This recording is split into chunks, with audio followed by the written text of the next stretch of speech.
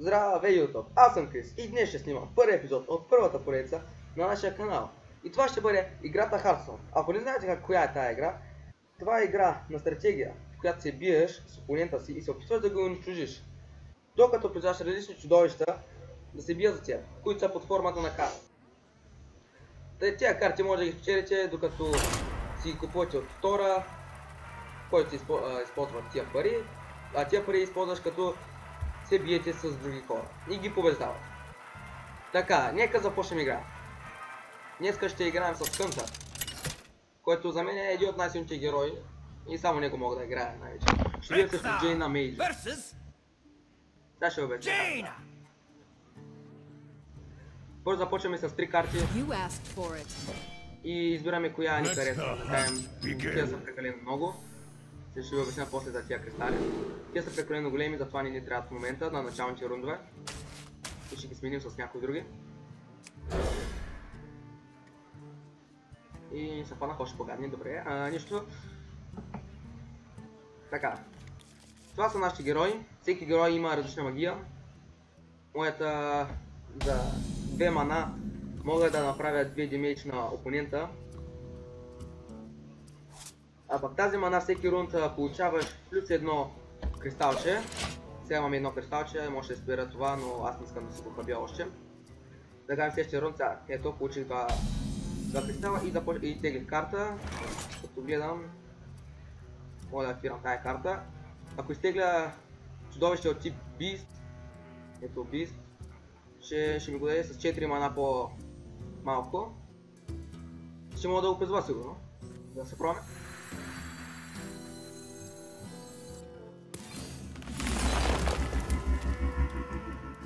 Това е... Да, Beast е. И е много силен Beast при това.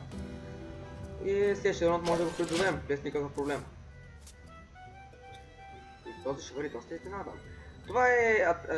С жълто се вижда атаката на чудовищата, които имаш, и с червено е хелта, който имаш.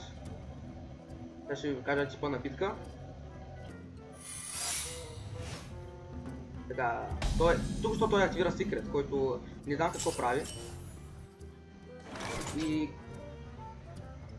само не разбера скоро. Сега ще призова това. И сега ще призова този.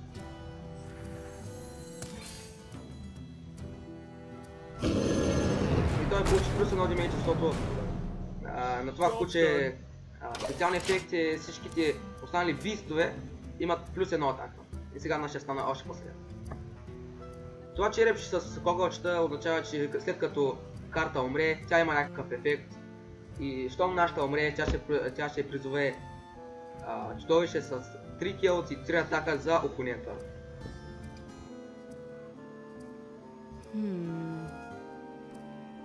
И той в момента ни го замрази. Това означава, че следващия рунд не може да атакуваме.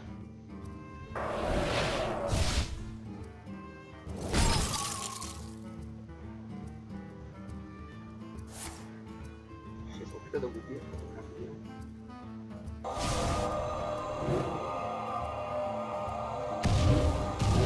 Съжалявам за този лак. Така, това е нашия секрет. Като го активираме, той няма да знае какво е. Но когато някой от нашите чудовища бива атакувано, ще призове 3 змии с 1 атака, 1 хелт, но те са от тип Beast. В смисъл, ако активирам и призова още куче. Те ще имат плюс 2 атака, ако се активират. Това означава, че ще имам чудовища с 3 атака. Което ще бъде много опе. Това беше секрет и да. Това беше неговия секрет, когато той бива атакуван, той получава плюс 8 армор. Сега нашия Beast, който е на път да умре, вече не е замразен. И той тук ще го убием.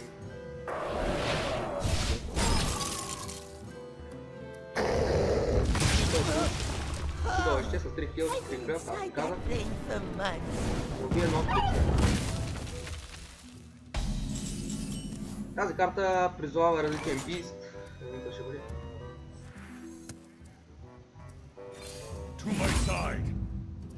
И това е би с Charge. Charge означава, че след като бъде призван може веднага да атакува, а не да чакаш един рун. Мисля да атакувам и този. Тук е нашата специална атака на героя, която прави 2 демидж на опонента. Сега да направим.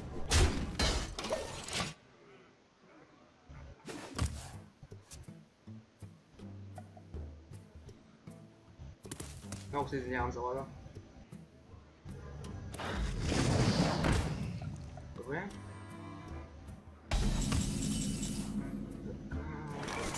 Призовем.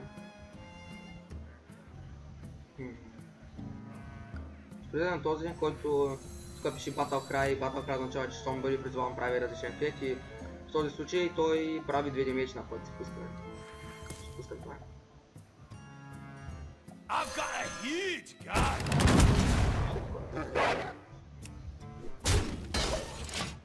Неговият специален на магиосника специалната атака е да направиш едно демидж, което е по-слабо от моето, но той може да направи на каквото си иска, ама аз само на героя. За мен това е по-слабо. И тук ще се активирахме секрета. Сега, 3 дни, след една атака от този.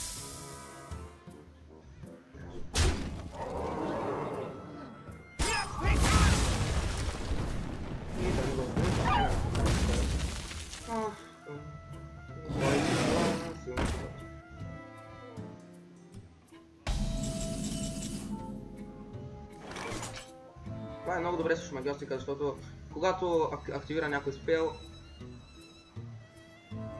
това чудовище се получава през една атака, а магиосника има най-вече спелове. Играем тази карта. That belongs in a museum. Ловкаме се с 30 години. Следващия рунд ще го отворим с поза и толкова. И сега ако направим нещо такова. И да.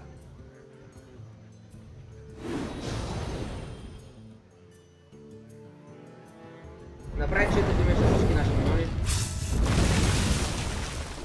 Право не разбира. Ето, това е едно чудовище с таунт. Таунт означава, че каквото и да става, енемите на опонента трябва да атакува него. В смисъл, не може вече да атакува мене и не може да атакува това чудовище. Трябва да убие този, да мине през... да убие тези двамата или мен. Призвах на чудовище, което при призваване призвава чудовище с едно кръв и едно хелт.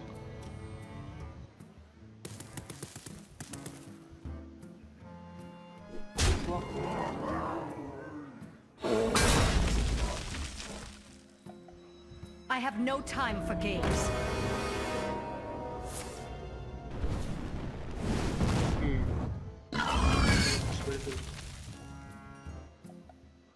Значи... Добре. Щом този умре, той може да превземе и някой от моите миньони, но... Ако направя така... ще му бръке от мен. И... убия. И той няма какво да прави. Сега ще активирам този. И ще му направи 4 демидж, както пише.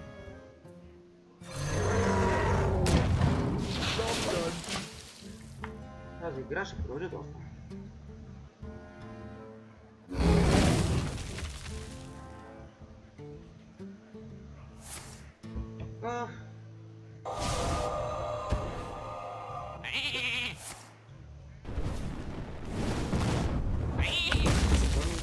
Без проблеми. И тук ще използва карта, да стеги 2 карти. Когато свършат картите в тестето, започва всеки рунда да губи своите хелт. Нямам друг спор.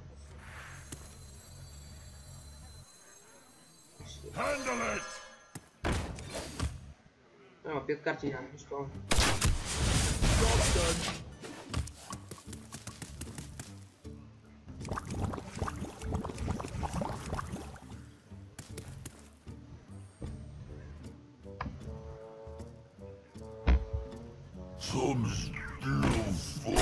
Ето още едно чудовище We стаунт. must cleanse the Sunwell.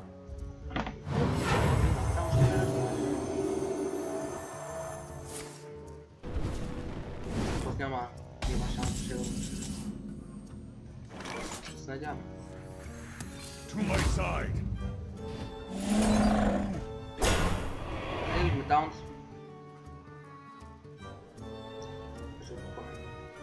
Hit it very hard. Да ми...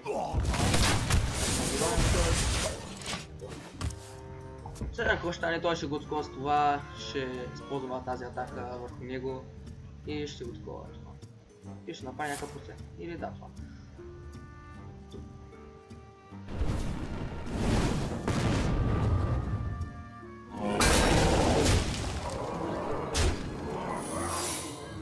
И той активира още един секрет. Чудесно. Не знае, че не съм от най-голямото плана да играм. Играл съм я, но е толкова много време. Не казах за... О, да. Това не беше очаквано. That didn't quite hit the mark. Не съм казал за как печелите тези карти. Well played. Или това казвам. И това е GG.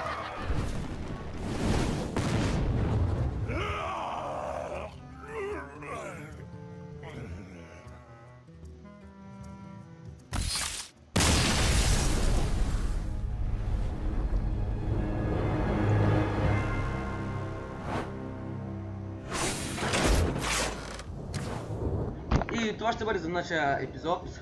Дано ви е харесал. Тази игра може да се вземете от battle.net. И щом влезете в нея, ще имате едни квестове, в които квестове ще може да печелите пари. Ето. Има Play Mode и Ranked Mode. Ranked е с левели. От 25 надолу. 5 съм 20. Колкото по-хубав левел си, в края на месеца ще получиш по-хубава награда. Това е вашата колекция от карти. Жабка.